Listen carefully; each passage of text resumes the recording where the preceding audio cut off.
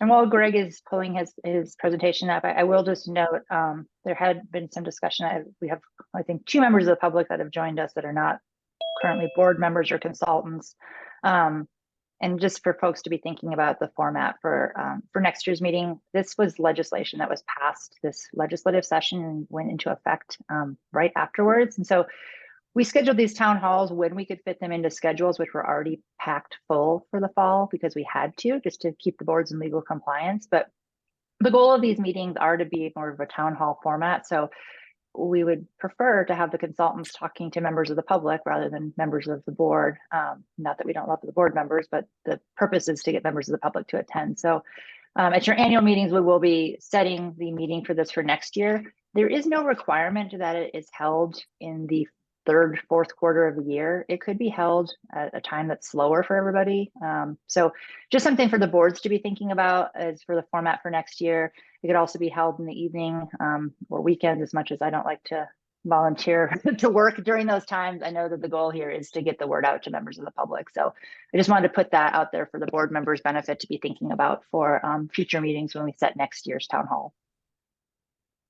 Is there any way to get a copy of these slides that are about to be presented? Yep. If Greg will send them over to my office, we will make sure to distribute them to all the board members. Sure. And with that, I had promised to stop talking, so I'm going to mute myself and let Greg talk. Thanks, Jennifer. So yeah, real briefly, this is just a very quick presentation. There's not a whole lot of public infrastructure that's remaining in Erie Highlands from the developer standpoint. So there's not a whole lot to talk about, but I will briefly go through this. And if there's any questions at the end, feel free to ask those. All right, so just kind of give a brief overview. Everyone's familiar with Erie Highlands, obviously. This is the conceptual layout of Erie Highlands and the different filings, different planning areas. You got the elementary school and the park and amenity in the center. The next slide is showing filing 16, which is the carriage house area here, which is currently under construction. All the public improvements have been completed for the carriage house, filing 16. Our vertical home building team is still out there actively building homes. I think it's 156 total home sites. 42 of those homes have been completed to date, and there's 41 that are authorized to start, which means they either have an active building permit or close to having an active building permit. The yellow numbers here are the block numbers for that filing. There's active construction in blocks 1, 2, and 3. Block 4 should kick off late next year.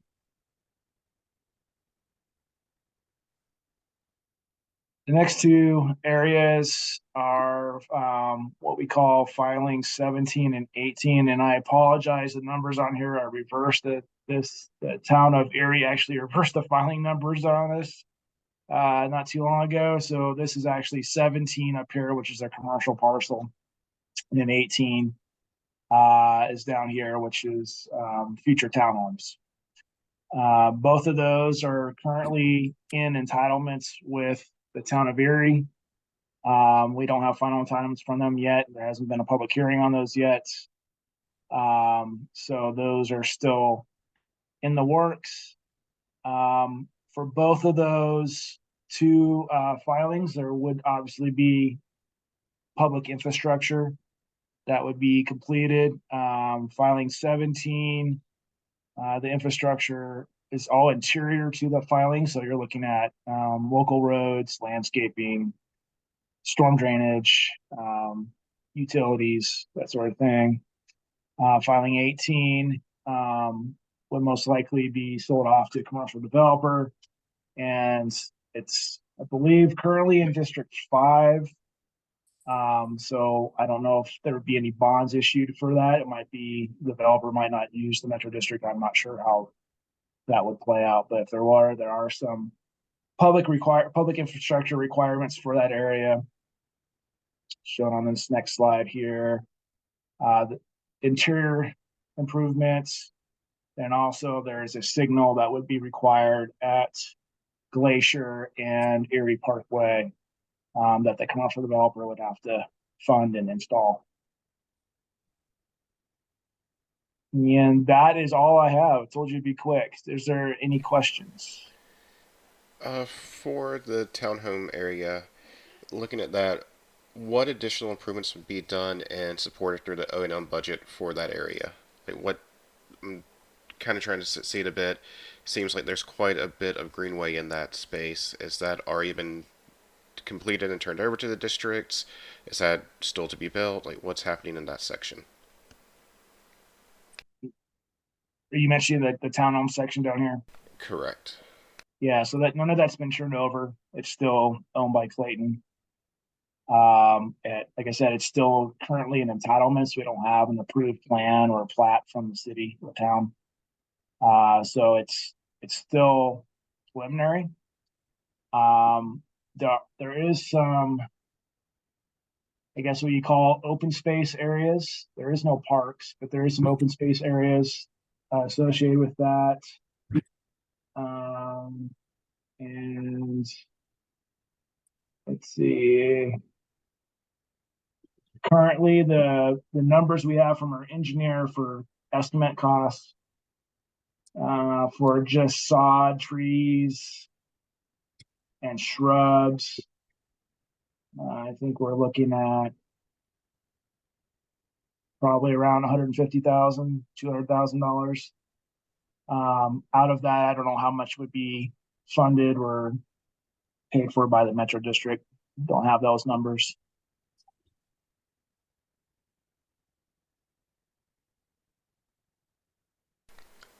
And then, so I see District 5 is just a commercial area. The detention pond in that area, what district is that staying in, or does that belong to? The detention pond that this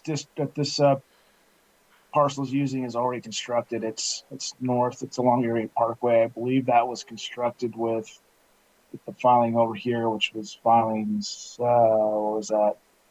14 and 15, I believe. But is it District 5 that owns that area, or which district is maintaining that area? Let me see real quick. I'm sorry, just to clarify, the district doesn't own the area. Are you asking which district's boundaries it's in? Correct. Okay. And you're talking about the commercial area at the top right? Oh, so where commercial is yellow, so it'd be both to the north and south of that. So those unshaded areas next to the commercial.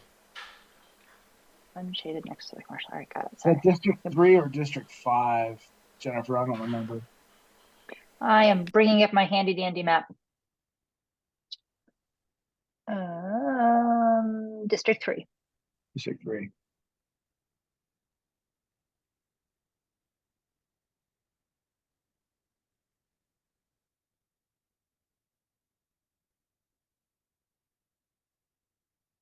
Any other questions for me?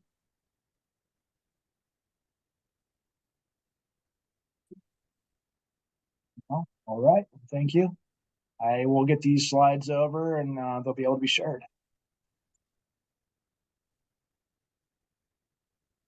All right, so I'll share my screen.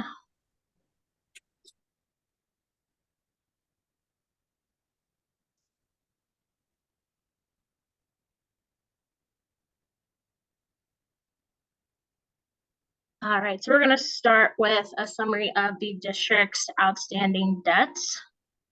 So we'll start with District 1. Their outstanding debt is their Series 2020 General Obligation Limited Tax Refunding Bonds. They were issued in the amount of $8,930,000. They had a 2.23% interest rate maturing on December 1st, 2045. Interest payments on the bonds are made every year on June 1st and December 1st. Principal payments are made on December 1st. The proceeds from this bond issuance were used to refund the outstanding Series 2015 bonds for the district. And these bonds are paid from the required mill levy and specific ownership taxes collected from the mill levy.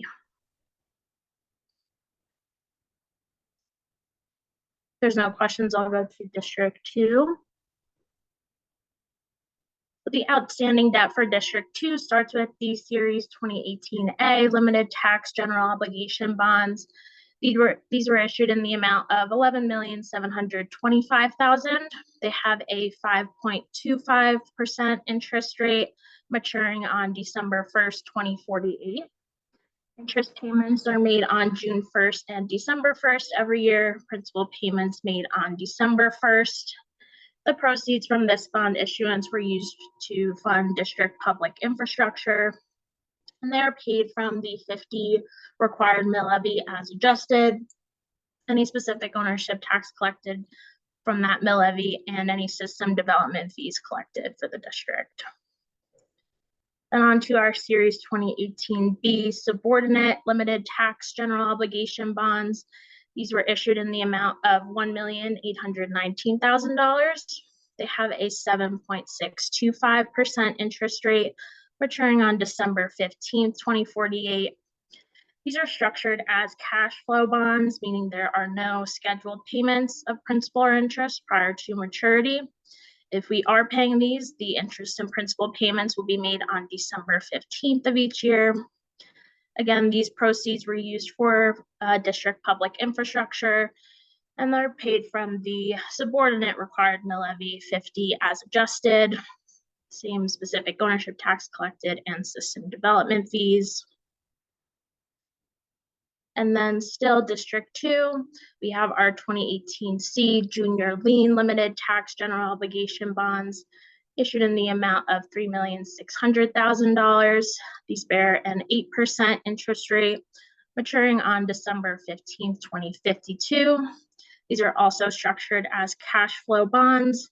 If we are paying, the payments will be made on December 15th. Proceeds used for public infrastructure within the district, and they are paid from the Junior Lien Required Mill Levy 50 as adjusted, any specific ownership tax, and system development fees. I have a question. This is Andy. Yep. Is there a reason you don't show the outstanding past due interest in this presentation? Yeah, this is just a summary of the outstanding debt. More detail is shown on our audits, and we are disclosing that on our budgets. So this doesn't show the outstanding amount of any of the bonds currently, just the summary of their issuance. And But it is a sizable past due debt, is it not? For interest? you're talking about interest specifically? I believe so. I don't have the number off the top of my head. And are we in danger of violating any debt covenants, bond agreements? No, we are not in danger. All right. When will we become in danger? Well, I believe you know that there is a discharge date on all of these bonds, 2058. So any outstanding amounts would be discharged, meaning they would be not outstanding any longer. So I don't think we'll ever be in danger per se. We are making our requirements for our payments on these bonds. On the A bonds? And I think Jennifer kind of pointed this out at the study session we had. That's assuming that the district continues to certify the mill levy as required under these documents as well, which is, required to be at that 50 mills adjusted for changes to the assessment rates. So just wanted to clarify that piece. And again, the 2018B and 2018C bonds were specifically structured as cash flow bonds. And it was anticipated that there would be some accumulation of interest before that would start to be paid down. And one final question. I was a bit slow on the uptake here, but did Greg mention that the townhouse area where the townhomes rebuild would have to have a bond issue? Is that something you said, Greg? I don't believe so. The townhomes, I believe you're talking about the carriage homes. No, the area that will be townhouses. I think it's area 17 or 18. Yeah, filing 18. Yes, what? Yeah, no, you're right. Filing 18, the townhouse section. Yeah, no, I don't know if there's any bonds are going to be issued for that or not. That's not something I'm aware of. That would be up to future boards to decide. All right, I believe that it's, you're referring to the townhomes or district number 2. no, townhomes. Well, I don't know what district is it. So to Andy's point, so they're in District 2, but it's the townhome product in and filing 18, correct? I guess, yeah. I mean, I walked that property. I don't see any infrastructure. I don't see any water. I don't see any cable or electric. So all that's going to be built. I guess it's an error in my assumption to assume that the 218A, B, and C bonds covered that. I guess. Yeah. No, the bonds that have been issued paid for public improvements that were already in the ground. So to the extent that public improvements aren't in the ground, they haven't been paid for. Right. So it looks like we could have a future bond issue there. If the District 2 board decided to issue additional bonds, yes. We would have that choice.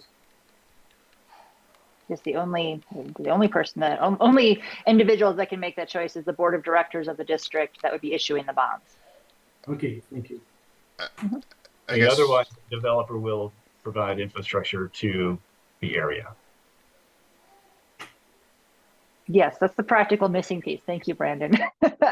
Just to clarify, and you might want to pull the map up, district map, to illustrate the district boundaries for 2. I think I'm the only one without the map on hand ever. I think I should start bringing that to the meetings.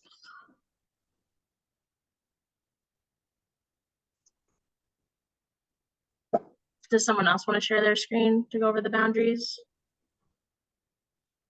Yeah, I can share again. Thanks, Jennifer. Yeah, of course. Yes, I don't know, filing. I think the filings on here might be outdated.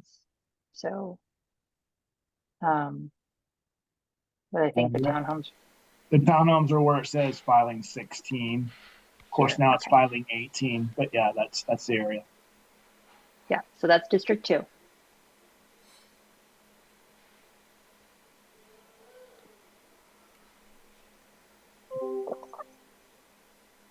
right, I'll let you share again.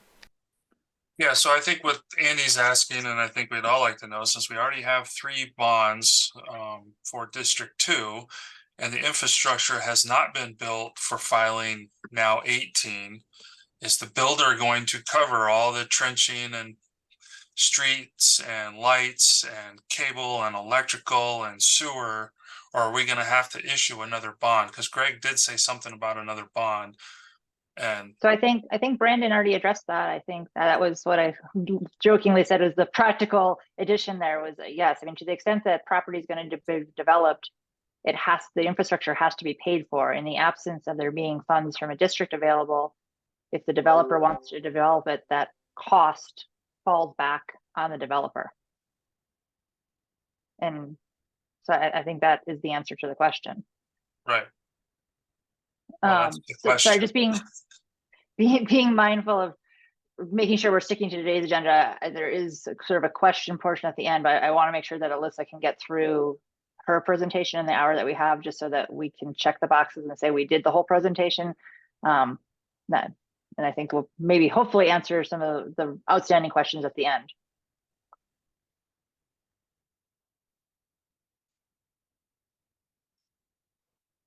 All right, thanks, Jennifer. So that was it for District 2.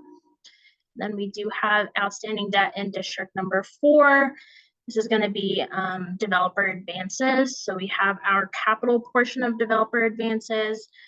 As of October 30th, the principal amount was $181,018. These have an interest rate of 3%. The proceeds used from these advances were to pay capital-related costs. I believe it's mainly district public infrastructure, and they will be paid from future property tax collections up to the district from their debt service mill levy. And then our operational developer advances balance as of 10/30 was $1,326,531. These have an interest rate of 8%. The proceeds from these were used to pay our general, administrative, maintenance, operations costs within the districts, and these would be paid from any other available funds. Right, so Mitchell here. So just to be clear, does this mean that District 4 is in charge of paying off these developer advances, or is this falling onto District 1 and 2 to pay these? This is debt under District 4. Okay, thank you.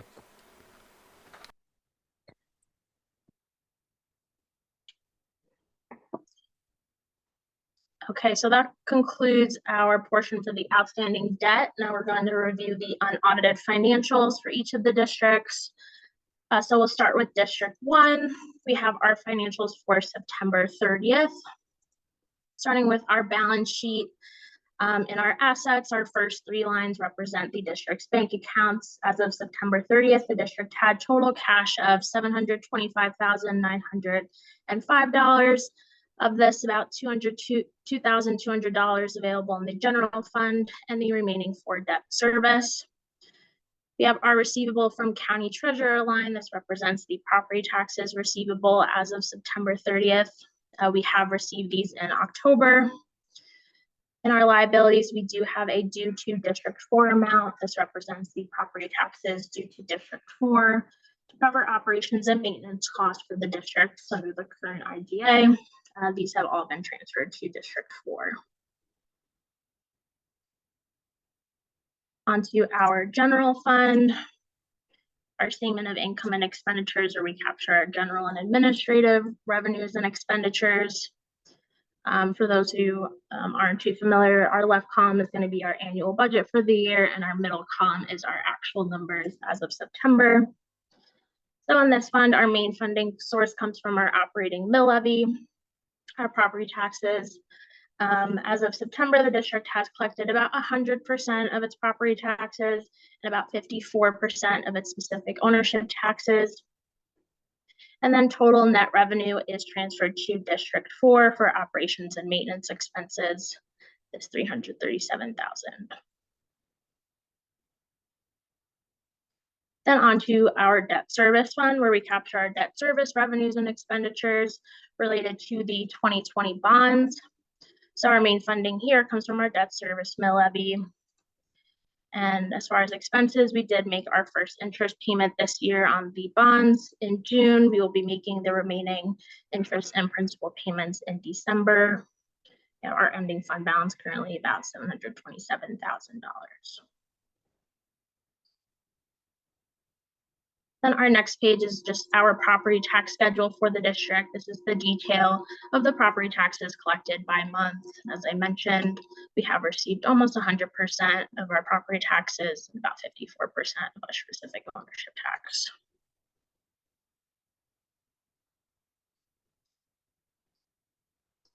If there's no questions, I'll move on to District 2's financials.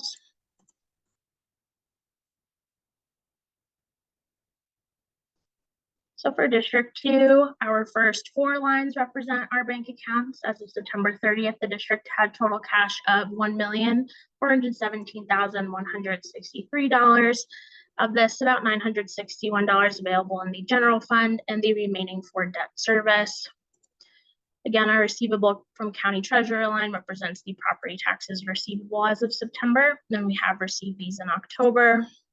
We have our due to District 4, which is our property taxes due to District 4 for operations and maintenance costs, and these have been transferred to District 4 in October. Onto our general fund. Our main source of revenue here coming from our general fund mill levy.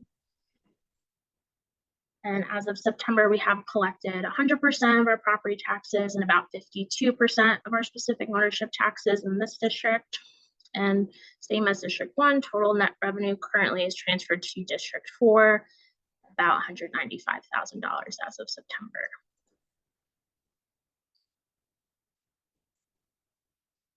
Then onto our debt service fund, where we capture our debt service revenue and expenditures related to the 2018 bonds.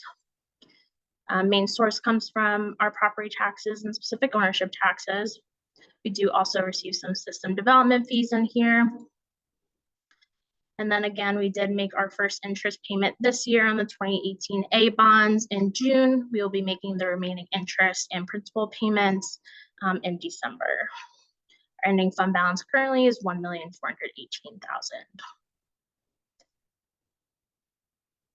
And we do provide the same property tax schedule, a detail of the property tax collections throughout the year by month.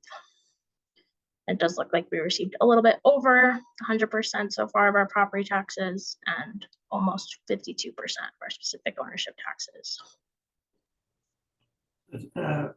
Just as Andy, does it look like we'll be okay for the December 1st payments? Yes. All right, thank you.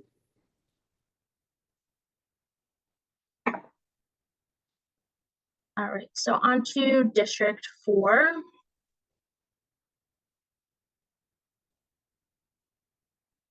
So again, our financials for September 30th. In this district, our first two lines represent the district's bank accounts. The district had total cash, $252,117.83.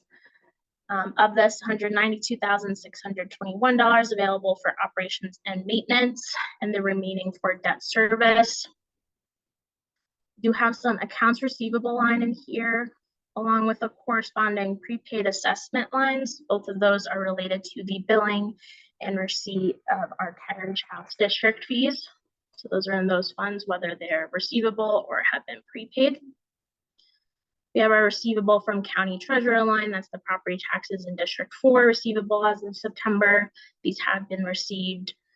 And then our due from Districts 1, 2, 3, and 5 represent their property taxes receivable as of September 30th. As I mentioned, these have been collected in October. And our last item in assets, we have some prepaid expenses. This mainly reflects prepaid utilities for the district. We do prepay in these districts just to avoid any disconnection notices. In case any problems with funding do arise, we have these prepaid, so there's no risk there. In our liabilities, we have our accounts payable, which have been paid.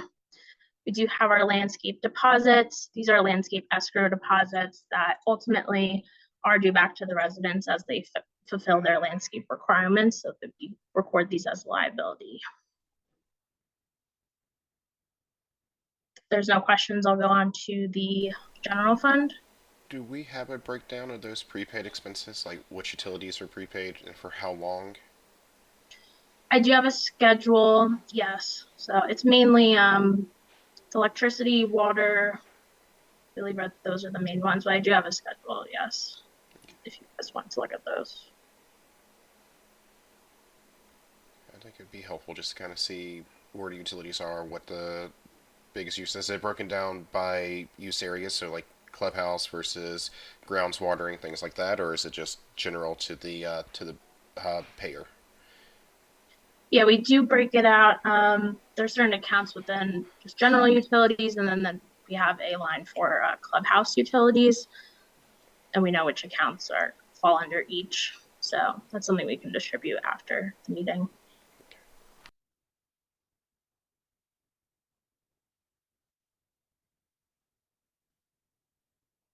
All right, if there's no other questions, we'll move on to the general fund. So this is our statement of income and expenditures where we capture our general administrative, operations and maintenance revenues and expenditures.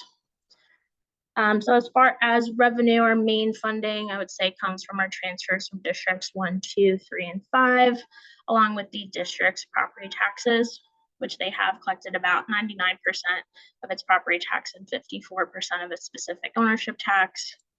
We do have some other minimal sources of revenue coming from interest, our clubhouse rental fees, design review fees.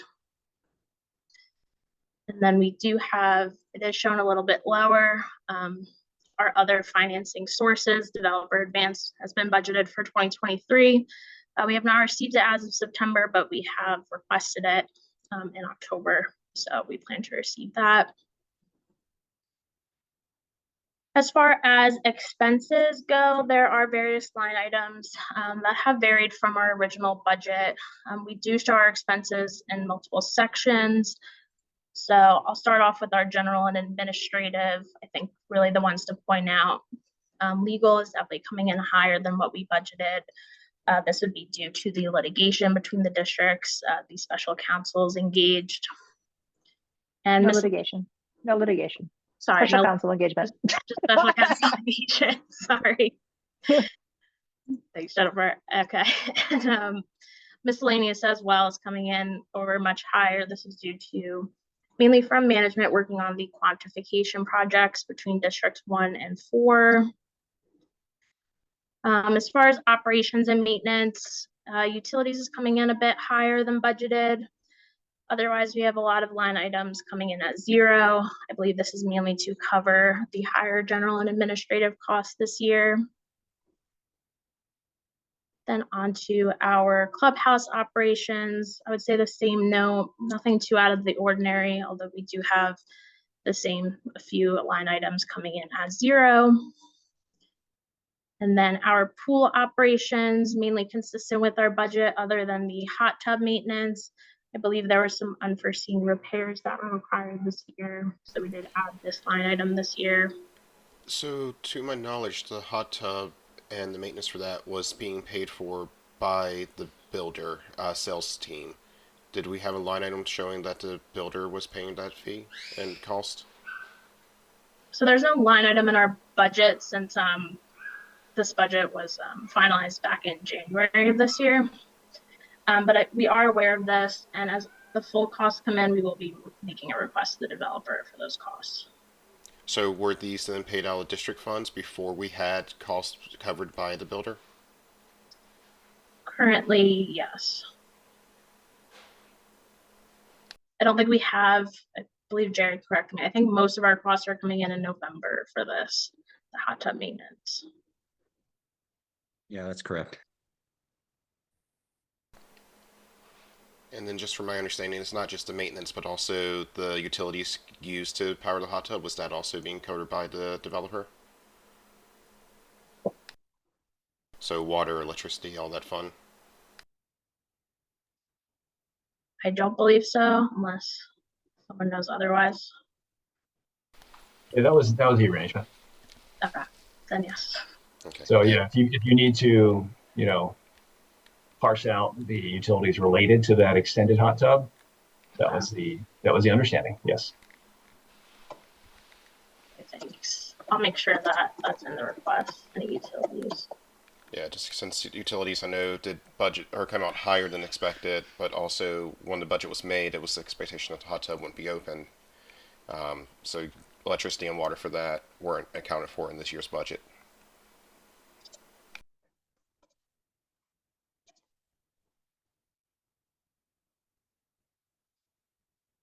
All right. Any other questions in this fund or comments?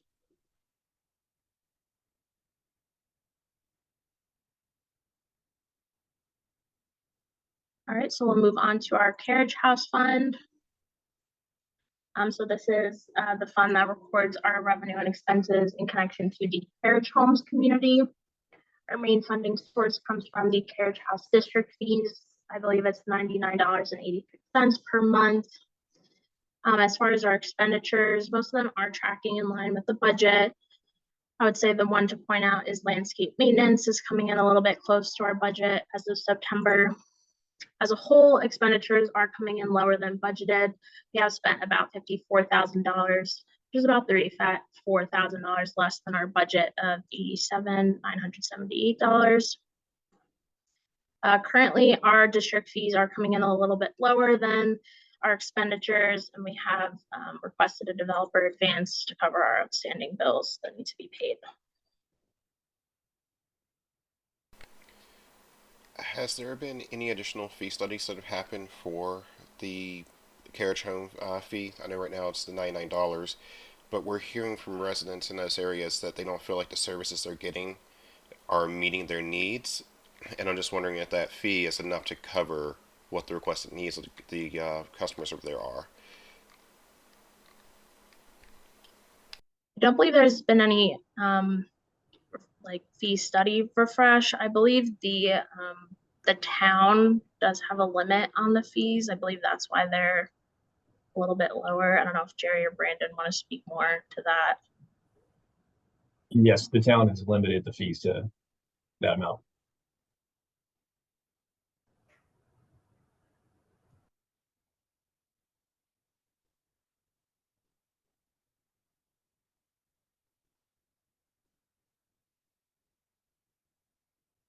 All right, and then on to our debt service fund. So in here is really just our property tax collections from our debt service mill levy. So again, the district has received about 99% of its property tax and 54% of its specific ownership tax. There's been no other real expenses other than our county treasurer's fee. We have about $60,000 available in this fund.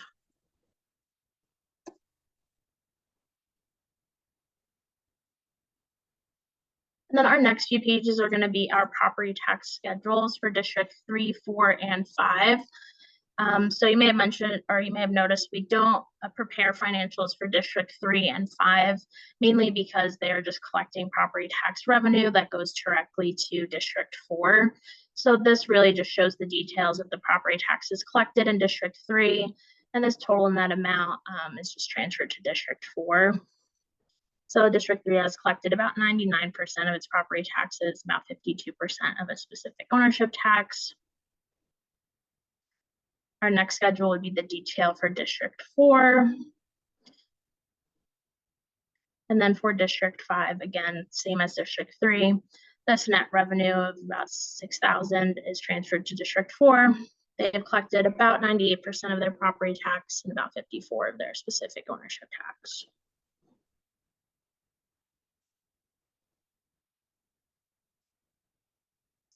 I believe that is it for a review of our unaudited financials. Thanks, Alyssa. That takes us to the last item on our agenda, which is the, sorry, too many screens open here. Public questions about the district. I think we officially have one member of the public that has not signed off. Or if any of the other board members have questions, but I'll open it up first to members of the public if you have any questions about any of the districts.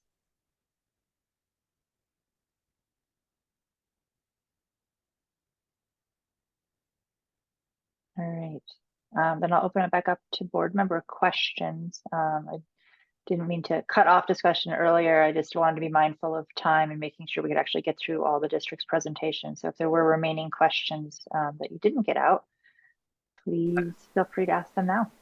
I have a general question when we're talking about like the watering and landscaping and so forth. And I don't know if this is something for future build out, but one, why do we keep putting sod in? And second, as someone who walks by the carriage homes every day, and then I also have a large stretch of open grass area that's not technically my yard or anything over on coming off of Highlands. They're watering twice a day, over watering like crazy. I mean, the new grass on the carriage homes, they have like a 2-foot section of grass, and the lawnmowers are sinking 6 inches into the ground. So how do we rectify that? Do I just talk to the office over there that's, you know, doing the show homes?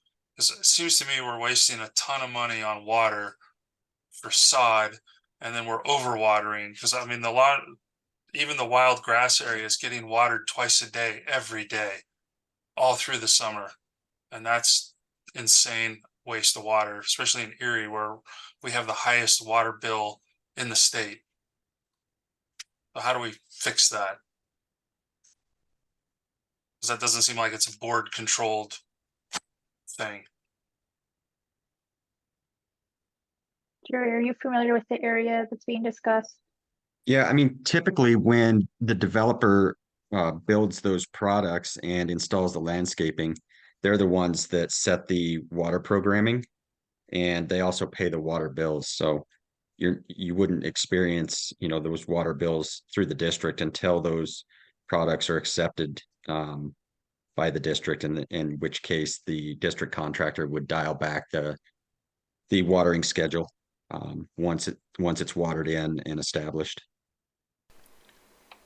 But correct me if I'm wrong, Jerry, on that piece. That's only for the public improvements.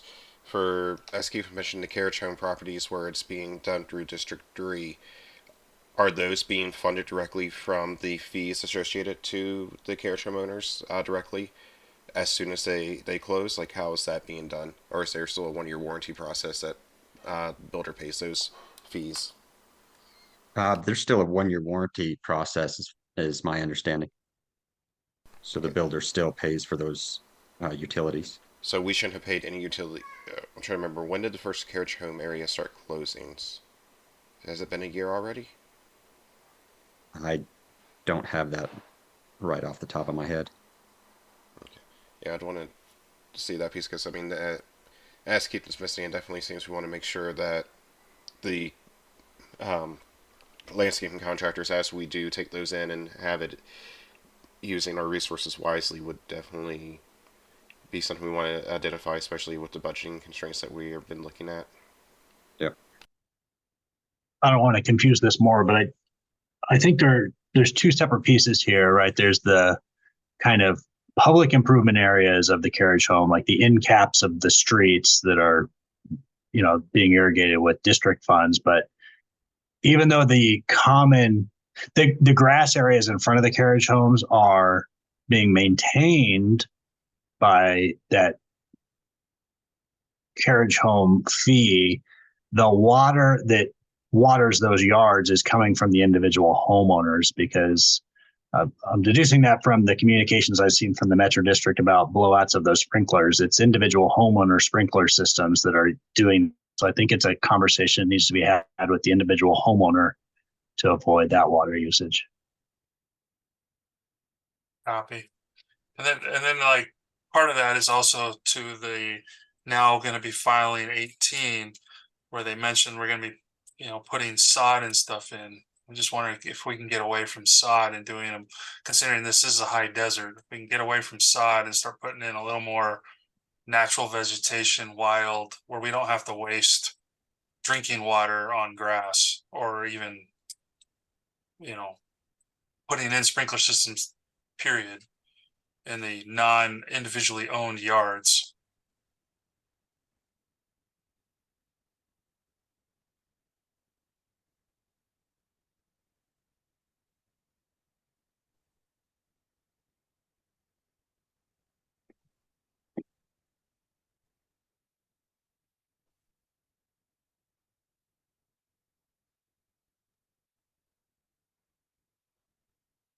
All right, any other questions? One thing I have a question about, Alyssa and Shelby, on for the D2 bonds that were issued, did we ever get a breakdown of when they were issued, what the build plan was that was given to those issuers at the time, like when we bid 100% complete build out for D2 versus what we actually are currently? Yeah, Jason, I haven't had a chance to look at that yet. I apologize. It's been a bit of a crazy month with everything going on. So we will kind of report on that within the next few days, if that's okay. Sounds good. And just so I'm not asking out of left field, that is pretty standard practice, right? To when requesting bonds, you say what the absorption rate was meant to be. Yeah, there was a forecast done, and just with the financing plan as well, there were assumptions provided for, what homes or number of homes being built each year, so we can compare to what was projected by this point compared to estimates of where we are today. Do we know what percent build out we are? I've heard like 48% or something. Is that about right?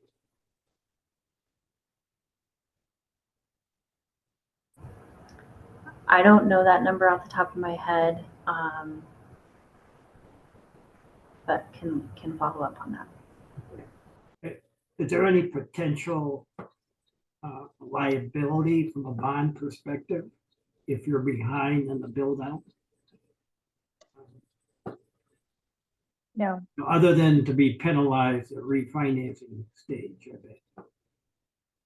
the absorption, I mean, the projections that are done at the time of issuance are just to show that using the best crystal ball they have available at the time, that it shows that the bonds will be able to pay.